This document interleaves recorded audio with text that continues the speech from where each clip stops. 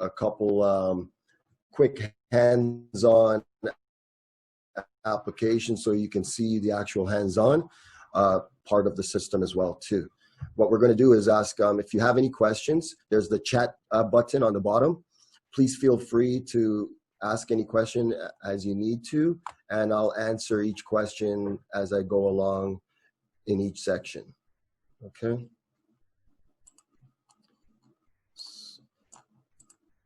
Oops, sorry. So again, again, I'm Ron Spence. I've been with Jovan for 2.5 years now. Before I started with Jovan, I came from the security world. So I worked in the security as a security integrator in the past. I was a consultant and I had my own business for about 12 years and working on a lot of big projects, high-rise, residential, what have you. There's so many different verticals. And so just kind of want to share that with you and how to basically move around that. So the first thing I want to talk about is the benefits of cameras and why it's beneficial for most people to have a camera system. The biggest reason is that for crime prevention, the most obvious reason, just the presence of a security camera, it's a deterrent for someone breaking in, just seeing the cameras on your premises. So it helps in preventing crime. What it also gives the customer is peace of mind, knowing that if something does happen, there's video backup, they can always retrieve that, and that gives you a little bit more peace of mind, knowing that something does happen, there's video evidence there. Most people, though, for security, when they think of security, if they haven't had a break-in, if no incidents has happened, they don't have anything too secure to lock up. If you ask them if they need security, they're going to say no. And the way I used to present security is as a management tool. So when I would go into a business, based on the kind of business it is, I would ask them certain questions, and or I would present a way that they can envision using the system. That's how I would present it to them. So as a business owner, I would ask them, you want to see how many smoke breaks your staff is taking. You can be anywhere in the world and watch what's happening. You can see what time deliveries are made. So there's so many ways that you can make them say, you know what, yeah, maybe I would want some cameras if they're thinking more than just security. And again, for the cameras, it covers all verticals. So retail, commercial, residential, finance, municipal, education, and the list goes on. It covers every vertical, every business, residential, cottages can benefit from having security cameras. And again, security is what you get as a bonus. It's all the things that you get prior to making you want to go ahead with it. In this section, we're going to go through the types of cameras that are available in the market. So again, we all know there's analog cameras, and with the analog cameras now, there's also HD cameras. Analog cameras and HD cameras, they're almost identical, except that, and they use the same type of connections. HD cameras is basically the bridge that takes a customer from analog technology into IP technology, and I'll explain that. The cameras themselves, there's no actual technology in analog or HD cameras. They're strictly just for viewing. It's just a video feed. Analog and HD cameras requires a DVR, which is a digital video recorder. The DVR is the actual brain of the camera system for analog and HD cameras. All the information for recording on motion, creating usernames and passwords, all of that is done through the DVR. For analog and HD cameras, the wiring that's normally used is coax cable, and the coax cable with a BNC connector is normally used and if you ran Cat5 cable for that job, then you would use a video bail-in to get the video. All these cameras require another cable for power. So you need to have another quad cable there for powering the cameras. Unless you used Cat5 cable to begin with, then you'll have other pairs inside the cable that you can double up to use for power. The power supplies that's normally used for these are 12 volt and 24 volt, depending on the camera. And again, as I mentioned, you need your BNC connectors for coax cable. But again, if you use Cat5, then you're using video bail-ins. The benefit of using Cat5 is that it's one cable, easy runs. You have 6 pairs inside the cable, which you can use for video, and you can double up power. But in the future, if they ever say they want to go IP, you're not ripping out the coax cable and the quad cable to run Cat5. Cat5 is already in place. So that's one reason why you would use Cat5 with analog, because you're future-proofing the client's infrastructure. So if they ever upgrade it to IP, the cabling is already there.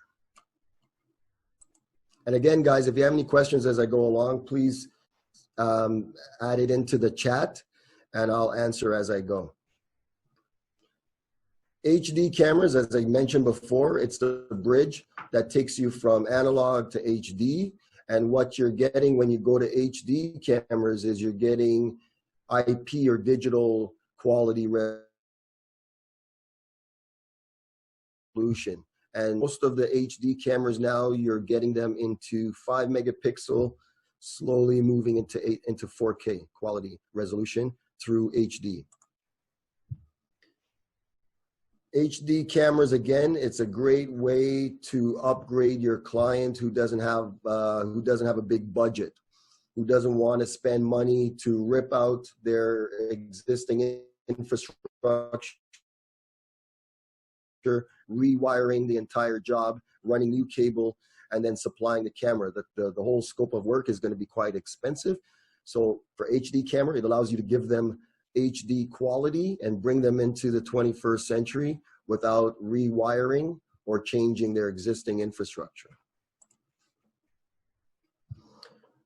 Analog and HD camera, though, the scope of work itself is more labor intensive, because every camera, you have to home run the cable back to the DVR. So it depends on the size of the facility. Each cable run could be extensive. And so the labor is a little bit more difficult on analog and HD cameras. One thing though, for these, you can do a clear 1,500-foot run. You don't have to worry about the length of cable. 1,500 feet run would give you everything you need on that as well. There's no distance requirement for analog and HD cameras. Some of the components and requirements that you would use for putting together an analog system is, again, if you used Cat5 cable, then you're using a video bail-in. And you're taking one of those pairs in the cable when you cut it. You're taking one of those pairs. For myself, I would normally use blue and blue-white. The solid blue is power. The white and blue is negative, and that's my video. You can also get Siamese cable that gives you the BNC connection and the power connection all in one. Again, that's the analog or HD camera. You'll see it uses the BNC and the 12-volt connector. One thing you can use as well is a power distributor. So the power distributor, you can get them in 8-channel, 16-channel, and that way it'll power up to 8 cameras at one time. And with the one thing that you can do with the power is you don't have to home run power. So you can put other power sources and you can actually shorten the run for the power, but the video is always home run back to the DVR.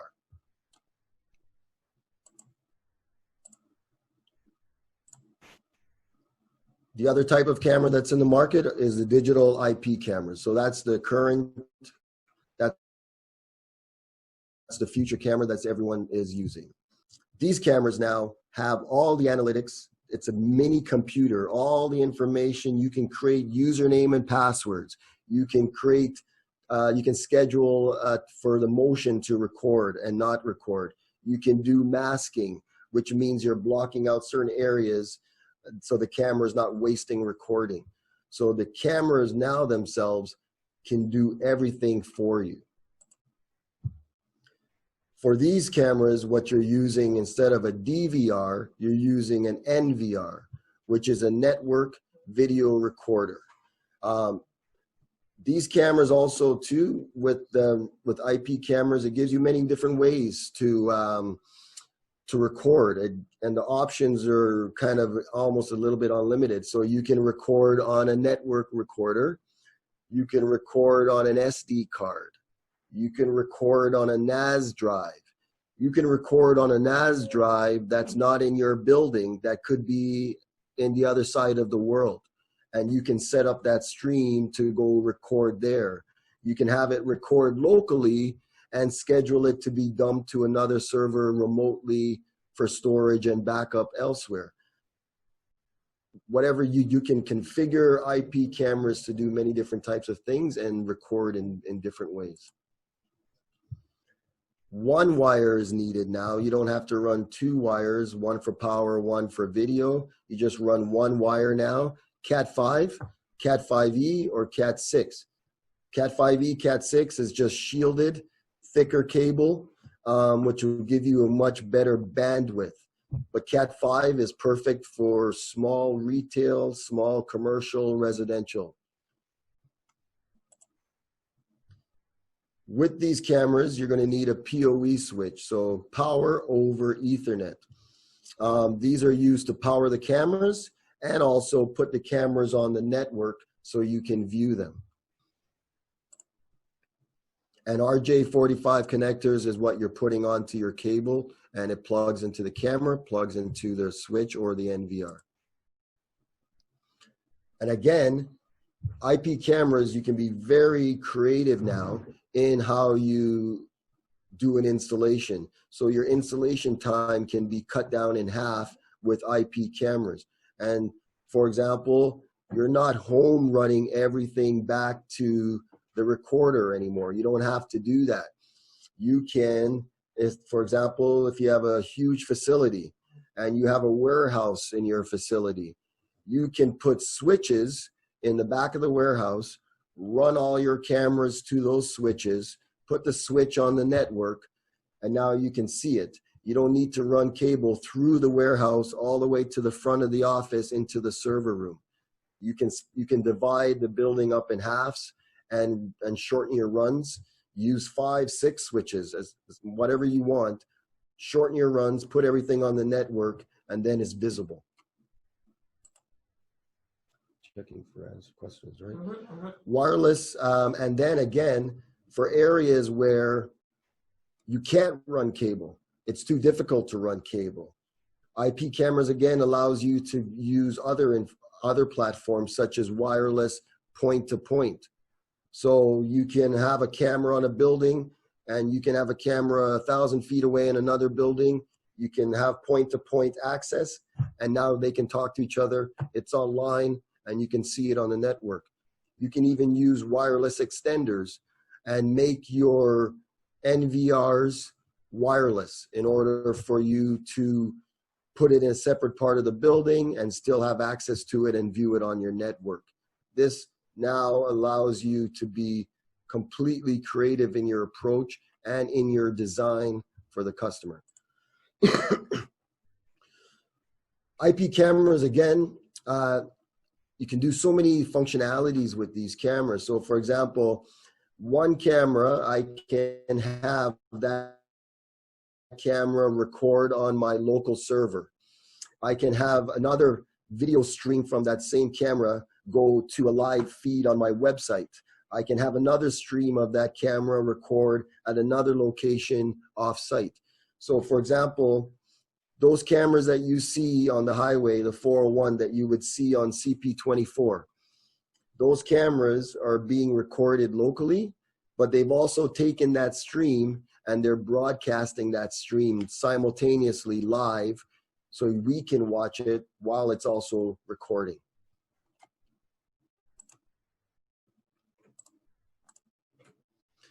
And some of the components that you're going to need. So again, you need Cat5 cable with your connectors on the end.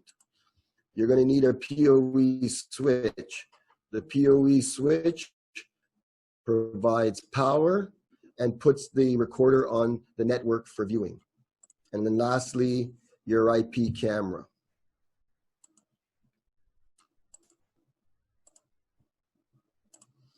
This is just basically just a quick design, just to touch on what I was speaking about earlier. So you have your camera.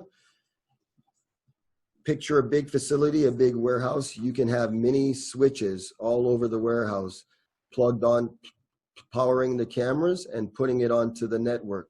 Once it's powered up, the camera goes on the network. And once it's on the network, you can view it on any computer inside your facility. You can give remote access to those cameras so you can view it anywhere in the world at the same time. So again, high resolution, high quality picture, but the scope of work is much easier as well. And you want to think about that when you're doing like a big facility. The recording devices. The NVRs, the network video recorders, they come in 4, 8, 16, 32 channels systems. In the 4, 8, and 16, they have the PoE switches built in. So again, power over Ethernet. On a 4-channel NVR, there's 4 PoE switches. And again, 8-channel, 8 PoE switches, and you work your way up like that. They go in basically 4, 8, 16, 32. So if I had a customer that wants to install 5 cameras, you're selling them an 8-channel system. It holds all 5 cameras, but then you're future-proofing it by giving them room to grow for the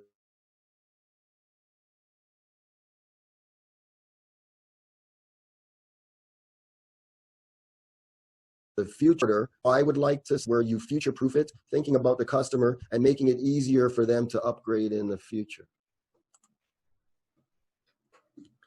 The NVR, unlike the DV,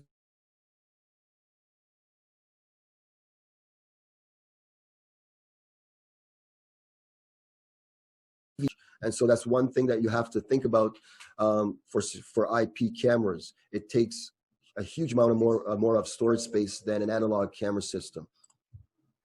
And I'm going to quickly show you. I'm just going to share my screen here.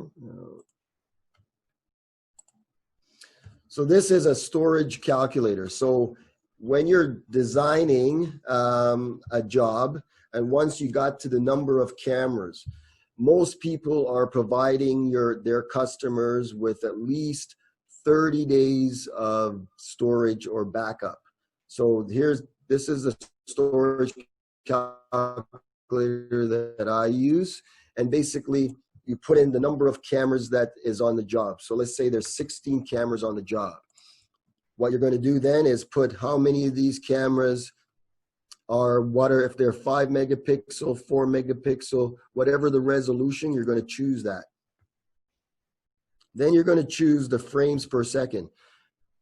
15 frames per second when you're watching movement is real time. So if someone says 15 frames per second when something is moving, that's real time.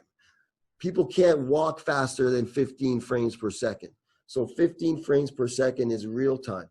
You can actually have the system though record at 30 frames per second.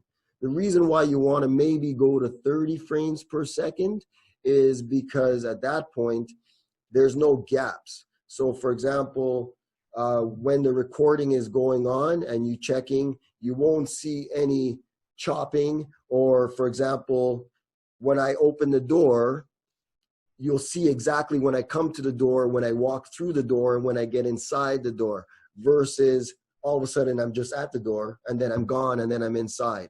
There's no gaps if you set it to 30 frames per second, but 15 frames per second is all you really need to offer people. So at 15 frames per second, I want to get 30 days of storage with 16 cameras, all at 5 megapixel. I'm going to need to put 8 terabytes into this recorder.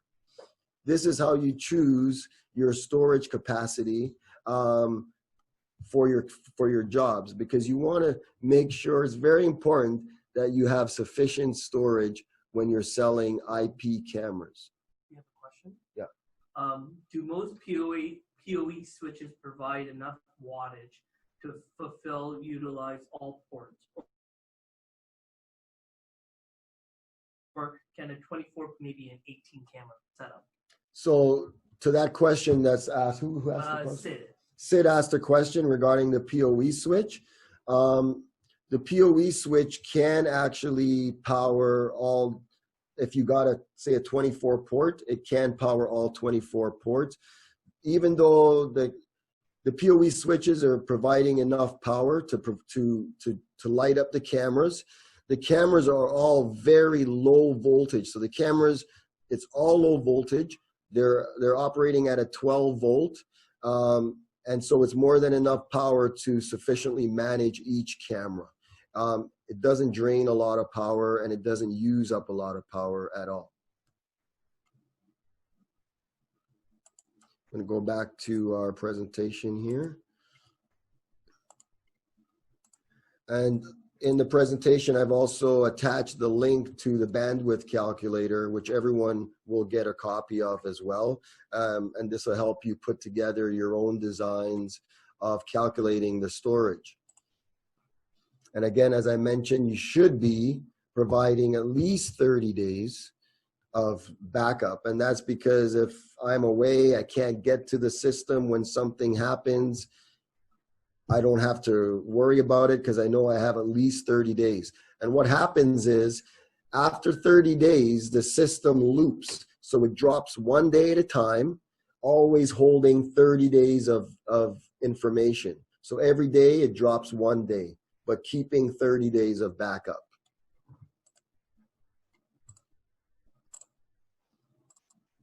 For the recorders, again, they come in 4, 8, 16, 32. When you go to a 32 channel NVR, guys, there is no PoE switch on the back of it. It's not going to be plug and play. So what that means is you're going to have to provide your own separate switch to power the cameras and then stream to the NVR afterwards. Once you get up to 16, it stops at the PoE switch being built into the NVR, okay? Some people though, they stack them. So instead of giving the customer one 32 channel system, because what happens if that one 32 channel system fails, then they got no cameras. So some people will stack them by giving them 2 16 channel systems. If one fails, they still have 16 cameras running and they just swap out the other one at a later point. Even though you're stacking them, when you view the cameras, you're viewing it all as one, and you're seeing all 32 cameras anyways. And again, hard drives, you can get them in various types. So 1 terabyte, 2 terabyte, 4 terabytes, 6 or 8 terabytes.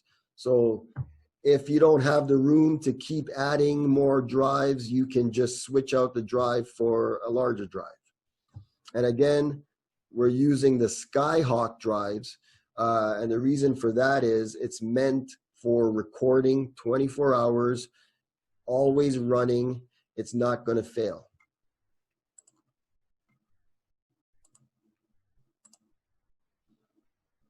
Here is a section is just more of how to choose the right cameras for the job. And you're going to do that by asking the correct questions. It's important to qualify and ask the right questions. By asking the right questions is going to lead you to choosing the right cameras for your customer. So one of the questions that you want to ask is, what are you trying to see? What's the distance that you're trying to cover? How much detailed are you looking for? Some jobs, it's a must for them to have detailed license plates. I got to see faces, Ron. I need to know who is there. I need to see what they're wearing. I need detail. I got to report it. Or, you know what, Ron? I just need to have an idea of what's going on. I need a general shot of everything I see. I don't need a lot of detail. I just need an overview of my property. So some of the questions you're going to ask them is, do you have sufficient lighting in your building? Do you have floodlights? Are there lights coming in off the road that's illuminating your building to keep it illuminated at night? No, Ron, it's absolutely pitch dark. There's no lighting here. And at night, we can't see anything. Right away, you're going to know which cameras you're going to choose and which cameras you're not, based on what they're telling you. Or they're going to say, you know what, these cameras are for indoors and the lights never go off. I leave the lights on all the time. So now you know which cameras to choose. These are just kind of suggestions and ideas, but it's important to ask what they're trying. It's important to try to understand the scope of work as much as possible, because that's going to help you so much in determining what you're giving the customer. And the customers, I can tell you, in their mind, they already have an expectations of what the camera should look like and what they're going to see. And it's pretty easy to disappoint if you're not providing the right cameras. Here I'm going to explain the differences in the cameras and why you're choosing certain cameras and which ones are right and wrong. So for example, megapixel is basically the distance that a camera is going to allow you to see. So analog cameras, for example, they're not HD. They give you a resolution in TV lines, meaning it goes as high as 950 TV lines. You need 1,000 TV lines to be HD. So you don't qualify as HD until you hit 1,000 TV lines, which is 1 megapixel. So if they tell me, or if I go into a job and I look at the scope of work, I look at the room, it's a small room, it's only between 10 and 20 feet. I don't need anything more than 1 to 2 megapixel to give this customer everything they want. And what happens is, when I blow the picture up to full screen, it's not going to pixelate or get blurry. Even when I zoom the picture in and bring the picture closer, it's not going to pixelate for 10 to 20 feet before it gets blurry. That's what that means for the megapixel. And again, same thing, 2 megapixel will give you 20 to 40 feet in picture clarity. And this is detailed clarity. And a 4 megapixel, again, 40 to 80 feet. So when I go to a client site and they're looking to put cameras in to cover the parking lot, first thing I got to know is how deep is this parking lot? What's the distance? So it's 150 feet. It's a pretty wide parking lot, and they have to have detail. She needs to see license plates. So right away, I'm going into probably a 4K camera based on the distance that I'm trying to cover. If they tell me the distance is 150 feet, the lighting there is terrible, there's no lighting there, then I'm going to choose an IR camera. IR cameras is infrared. Infrared cameras do not need any type of lighting whatsoever. So if the light goes off pitch dark, the cameras will switch into black and white, and in order for you to see clearly.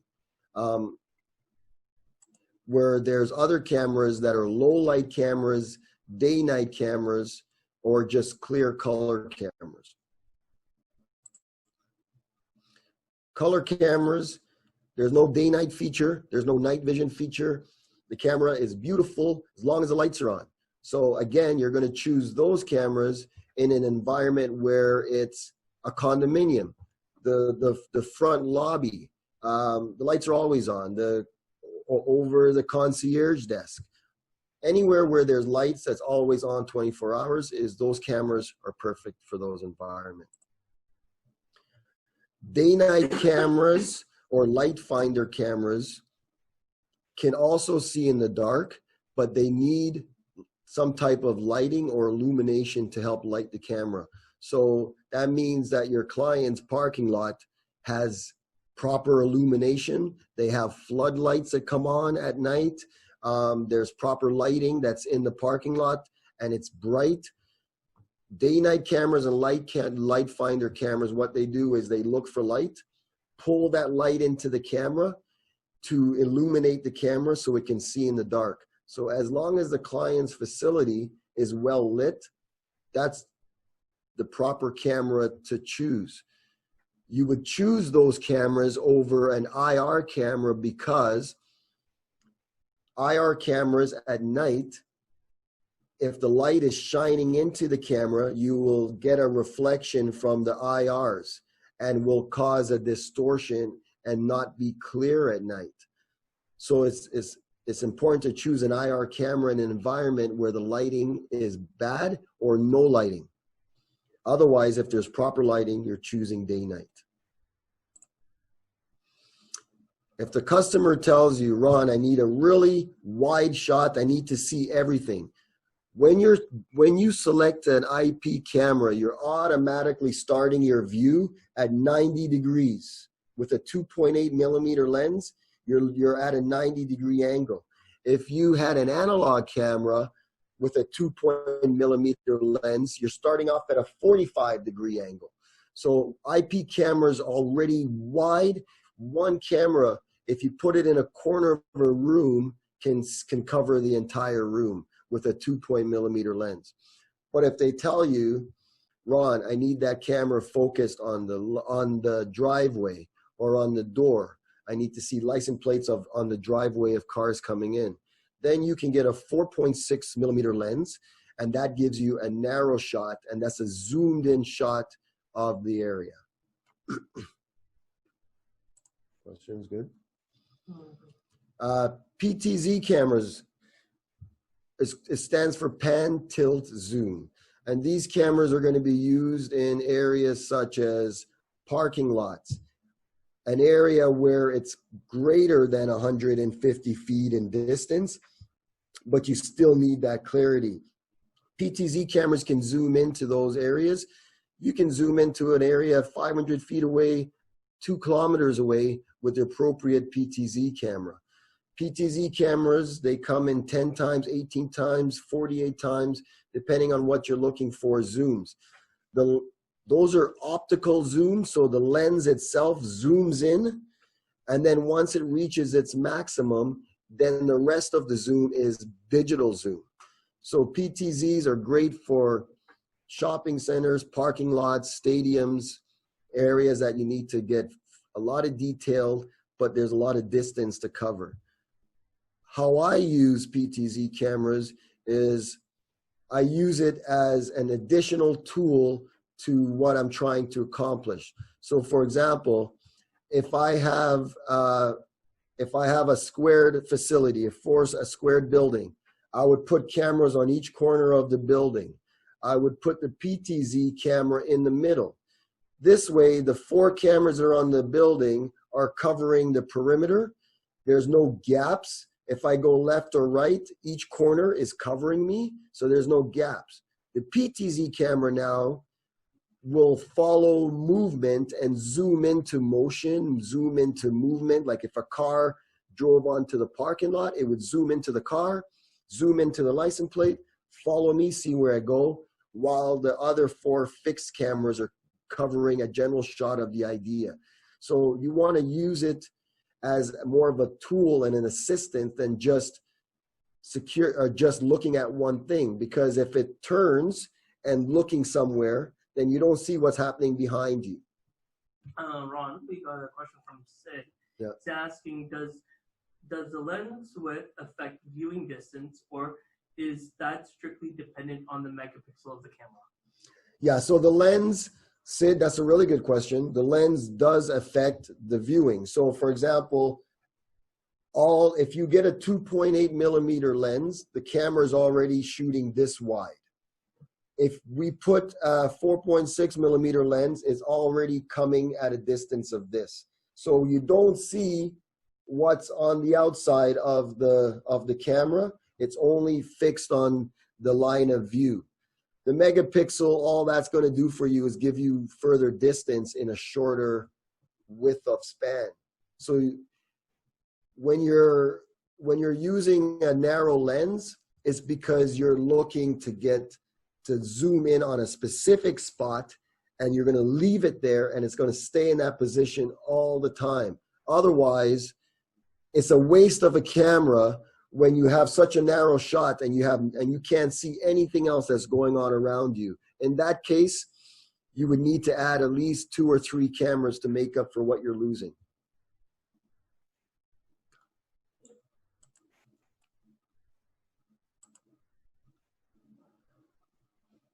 Okay, so this section here is, we're going to just talk about quickly the remote configuration. And then after this section, we'll get a little bit more hands-on, and I'll show you the equipment itself. So when you're doing the NVR or the DVR, the first thing you're doing is you want to see what the client's local IP address is, and then you're going to be assigning the NVR or the DVR onto the same IP address. Whatever IP address you set the recorder to, unless it's a plug and play machine, meaning the cameras are plugged into the back of the NVR, if it's not and it's plugged into a switch in the back of the warehouse so you can shorten the cable run, the cameras and the NVR all have to be on the same network in order for them to talk to each other. If they're not on the same IP addresses, they can't see each other, and they can't stream to each other, and they can't record. And again, this is just kind of touching on that. The PoE switch, if you're using a PoE switch, everything has to be matching and on the same network as the recorder.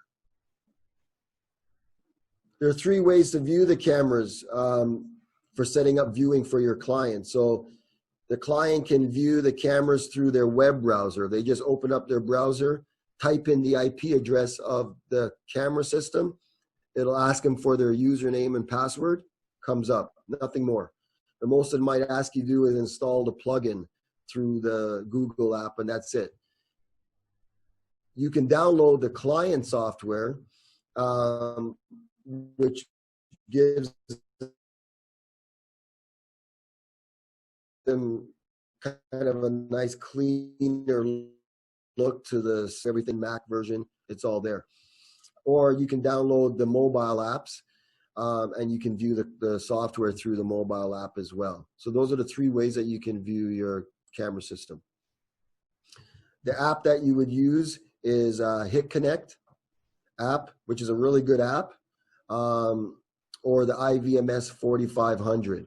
The HitConnect app is if you're using true Hikvision NVR. The IVMS 4500 app is more if you're using laptops or Apple Mac computers, you're using the IVMS 4500 software. When you're setting up the remote access, there's a couple ways to give remote access to your customer to view the software remotely. So that you can either access their router and go into their router and go to port and 80,000 gives you access to the cameras remotely through the app, the mobile app, or the client software. If you want to view it on the browser only, then you would use forward port 80, and that allows you to view it remotely through any browser. Ron, we got a question from Kimberly. How many users can view the recording and or download the app? So and you're going to enter usernames and passwords. Each person will have their own specific username and password, and that way you can see who's accessing the system and what time. You can also limit what people see and what they can do when they access the system. So I could access the system. You could have 16 cameras in your facility, and my password only shows me 4 of those cameras. So when I log in, I can only see 4 cameras. I don't even see the other 12 cameras. I can log in and my configuration only allows me to view, but I can't search. So you can customize and how people access the camera system. One person can share the same password as well. They just can't log in at the same time. So if one person is logged in, it'll say that you've already logged in. But if you have different users and different passwords, it's unlimited. So this section, guys, I'm going to quickly just go to the camera system, and I'm going to just show you, if you look on the screen there where you see the 4 cameras. This is just going to quickly show you how to go into the configuration. So here's your live view. When you go right click on the screen, it brings you to your password page. I put my password in. Now I have my menus. Click on menu, and this brings you into the configuration page, right? So you want to go to system configuration. And system configuration, you want to go to network. Under network this is where you would put in all your information. So you would put in what the local IP address is of your server. Your subnet is normally 255, and then your gateway. Not everywhere has a DNS server, so you can put that in as well if you need it. And then in here, it shows you your port forwarding. And in here, it shows you what your ports are. So if, for example, if you're working for an IT company and they say 8080 are too basic, you can change it. So you can put 8080, you can change it to whatever you want. You can change those ports to make it, you can make it harder to access, or if their IT department requires a different configuration, you can go into there as well and make changes. But other than that, that's your basic setup for setting up the NVR. The camera systems themselves are plug and play. So when we go to live view, you'll see they're just plug and play. Once you plug the cameras directly into the back of the NVR or the cables, it just pops up. There's nothing more you have to do. All you have to do at that point is aim the cameras and cover them up. I'm going to show you as well the app. So I'm going to share my screen with the app. 1 second.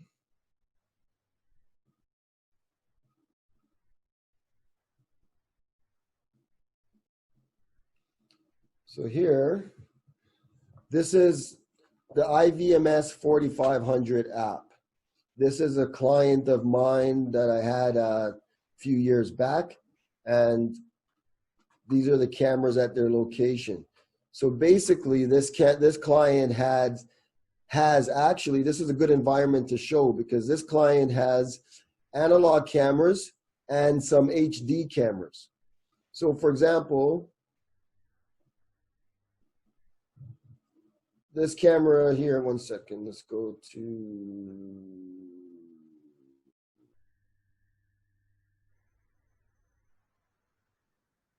camera.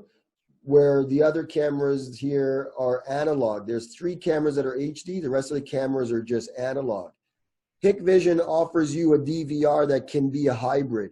So if the customer says to you, I don't have the budget to change out all my cameras, I can only maybe upgrade 4. You can switch them to HD analog camera. You can give them a hybrid recording system, and then they can have a mix. So they can have analog and HD cameras at the same time. And those hybrid systems, if you ever replaced an analog camera, you can actually replace it with a digital camera. So now they have IP and digital and analog. They can have all 3 with their hybrid systems. So, but when you're setting it up, you would click on the app, you would go to devices. In devices, you would hit the plus sign. So again, there's a couple different ways that you can give remote access.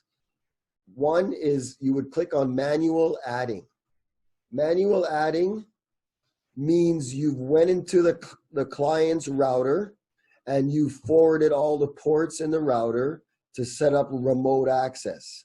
Then you're going to go and label it. So you can say home. Then you're going to choose IP domain.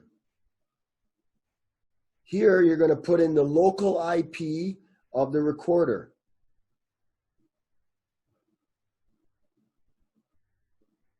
The port is 8000. It always stays the same unless you change it.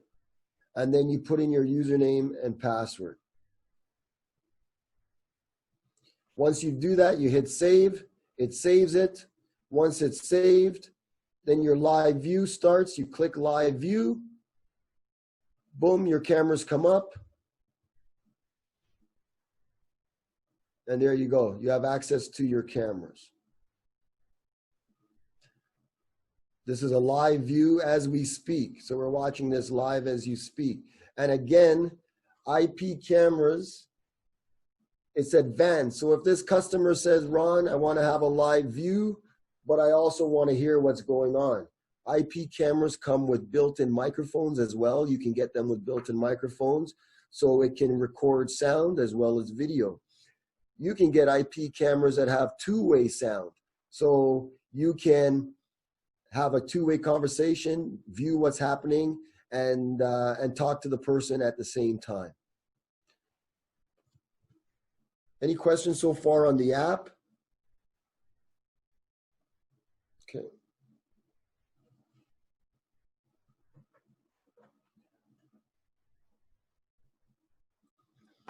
Okay.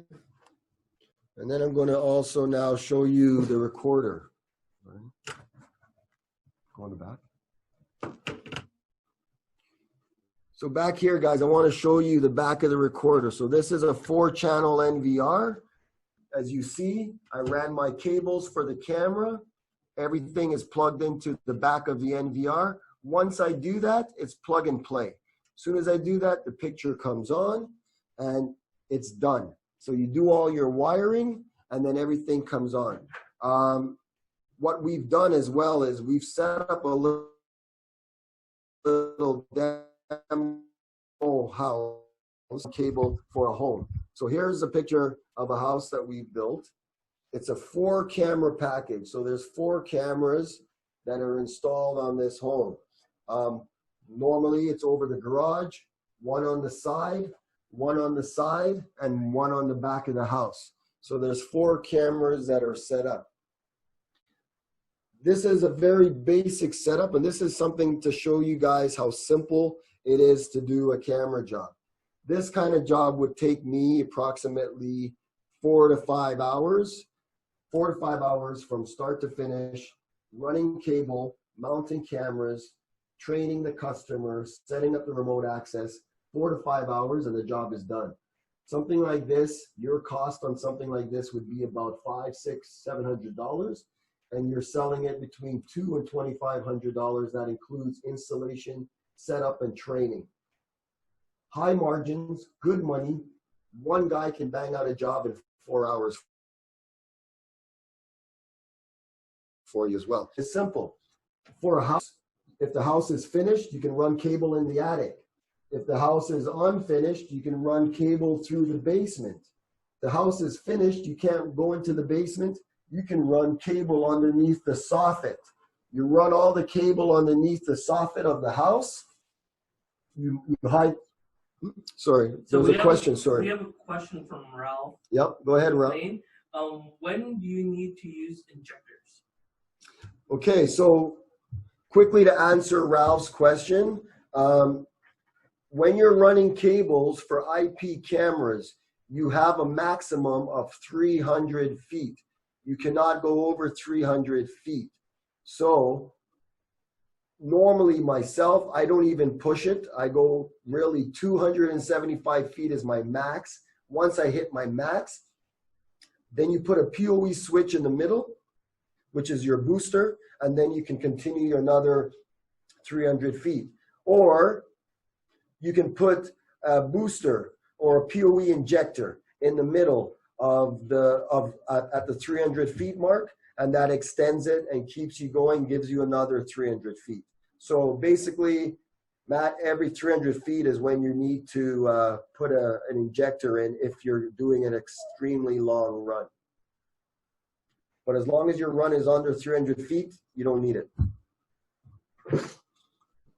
Again, you run all your cable from the soffit.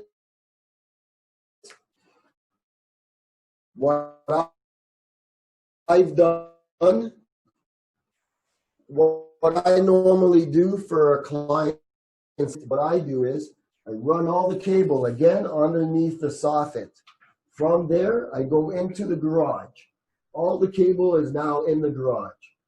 I put a wireless extender onto the recorder. Now the recorder is wireless and it's on their network. That means now I can see it. I don't need to go into the house. All the cable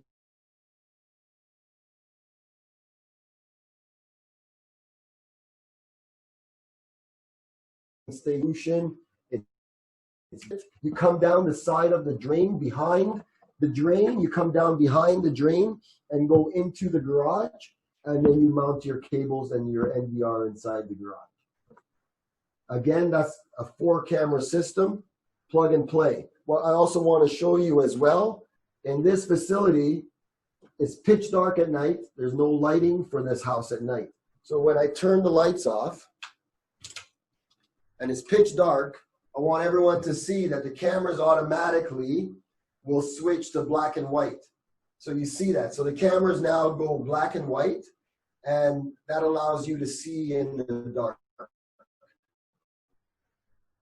It's automatic, nothing you have to do. As soon as the light comes on, then the cameras again will switch automatically to color, and it can see perfectly clear in the dark, as you can see on the screen. That's a 4-camera setup. That's for a house. It's just something that we quickly put together. You run all your cable, everything's in the garage. Your recorder stays in the garage. You make your recorder wireless by putting a wireless extender on there. Saves you from running cable downstairs, punching holes, creating any damage, and you're good to go. We have a question from Jeffrey. Let's see here. For cameras installed on the side of the house and the neighbors express privacy concerns and does not want anything recorded, what is the solution? Simply choosing a narrow lens? Yeah, so you can actually choose a narrow lens. So the side of the house doesn't need to be a wide shot, to be honest. It doesn't, because you're just covering probably your fence line going down. So you can use a narrow lens to give us a narrow shot. But at the same time, you are allowed to have cameras in your facility, your place. It's your private property. And at the end of the day, cameras benefit everyone. That same neighbor who's complaining, if they had a break-in, they're going to be the first ones to come to your house and ask you if you have any video. But the way to resolve that and give them peace of mind that you're not watching them, you can use a narrower lens.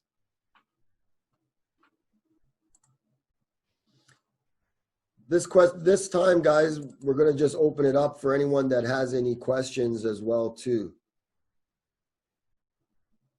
Yeah, so when you install the wireless, this is a question from Ray. The wireless extender is a wireless extender you can buy anywhere at Best Buy, Canada Computers, just a regular D-Link wireless extender. It connects to their internet inside the house, and now you just plug it in the garage. The NVR is online. It's done. That's simple. It's basically plug and play.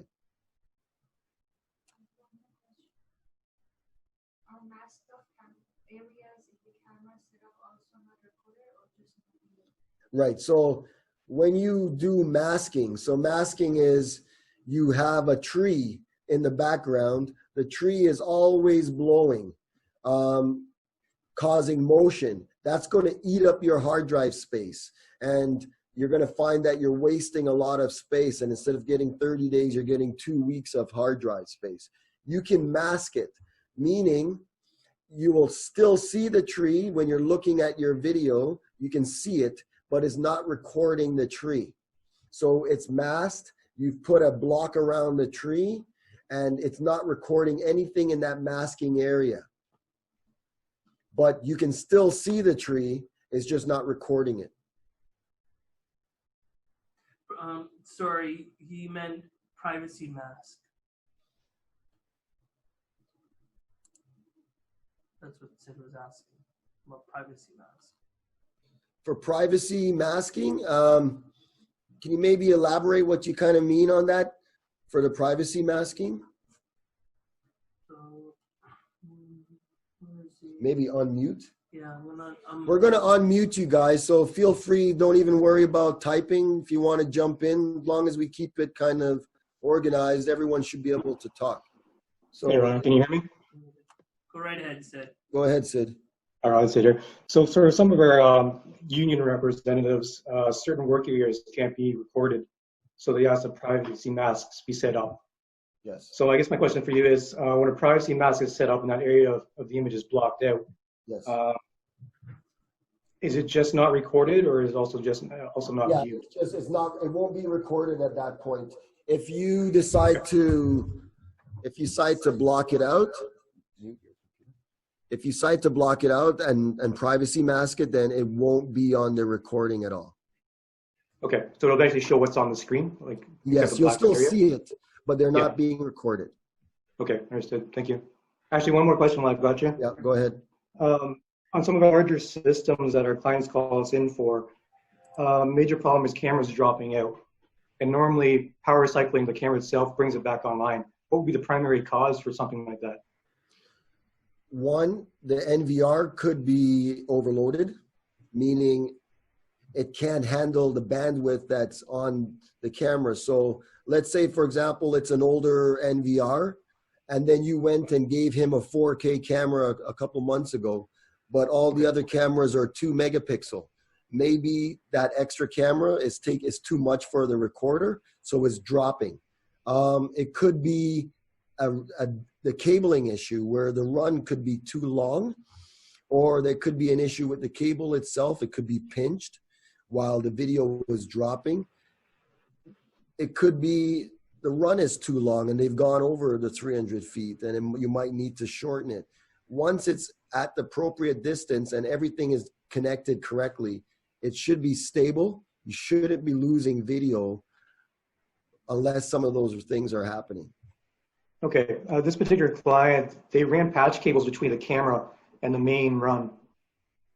So they have added connections between.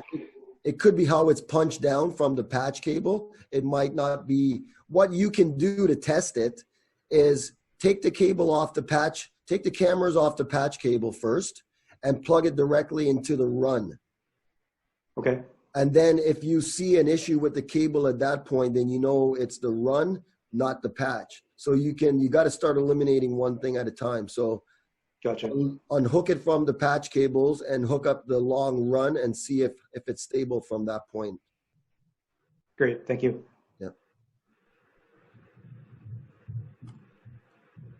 Anybody else have any questions? We're opening this up for you guys now.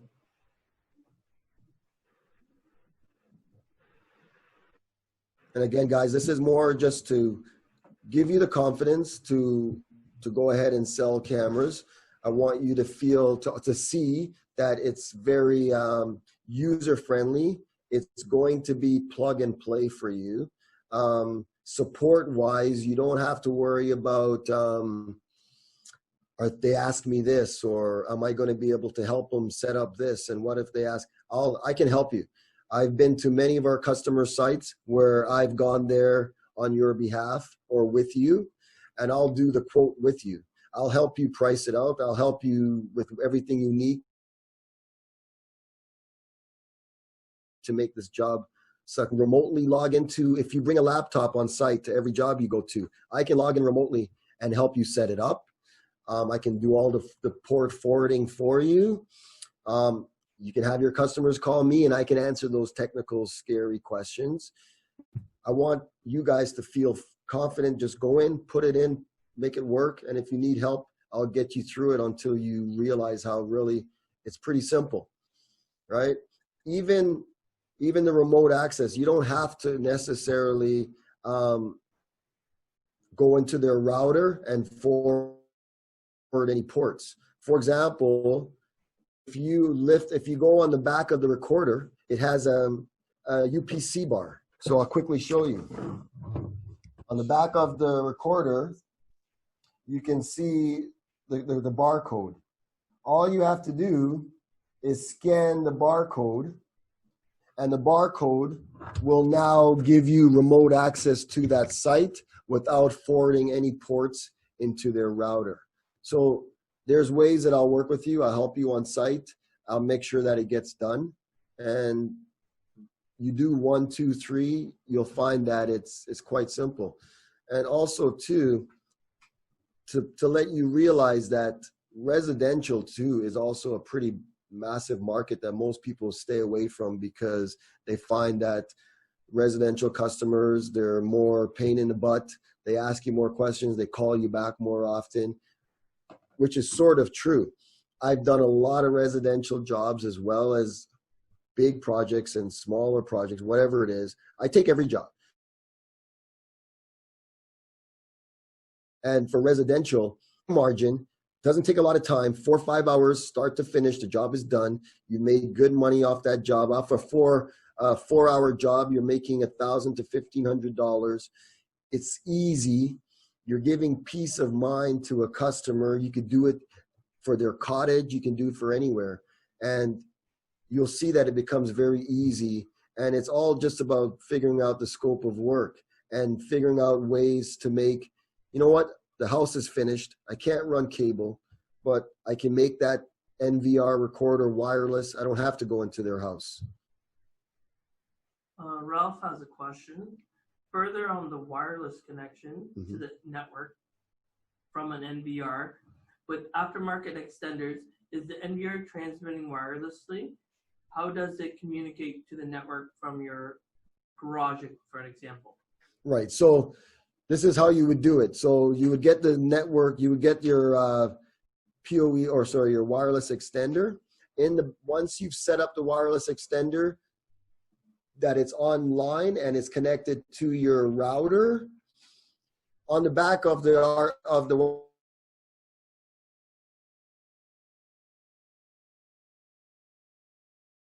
wireless, the cable from the NVR into the back of the network connector. Now the NVR is online and everything, it's talking to your router. It's on the same network as your router. The question, but it's, again, you're connecting the wireless extender to your router first, then you take that wireless extender and connect it to the recorder, and then it's online. You'll have access to it at that point. And that's how you can make anything wireless at that point. You can make the cameras wireless. Plug one camera into a PoE extender, plug the PoE extender, or plug the wireless extender into the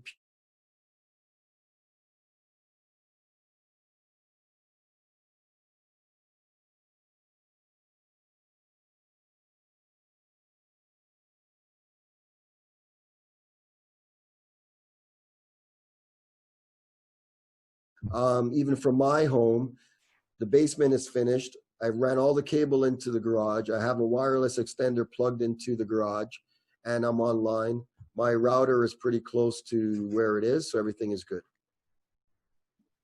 Steve said he missed that. Can you repeat yourself?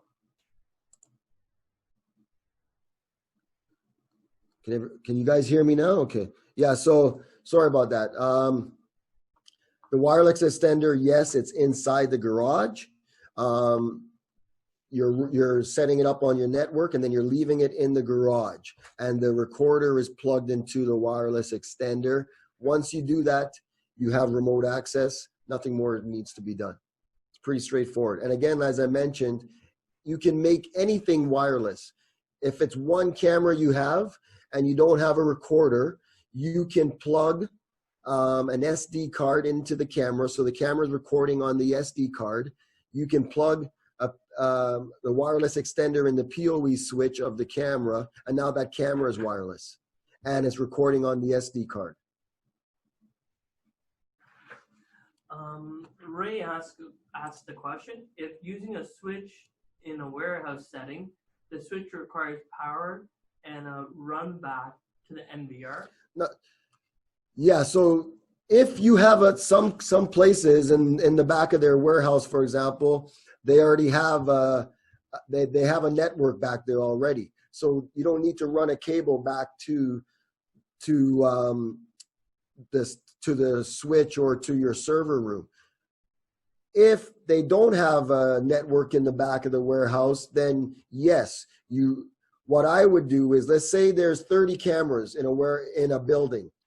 16 of those cameras are in the warehouse. 16 of those cameras are in the front of the building. So 32 cameras. What I'm going to do is put a 16-channel PoE switch in the warehouse. I'm going to run all the cameras in the back of the warehouse to that switch.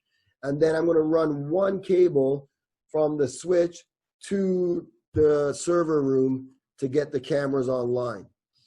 But it's better than running 16 cables all the way to the front of the building. And each run could be 200 feet, 100 feet. So it's better to put everything in the back on a switch and run one cable to the front. Any other questions, guys?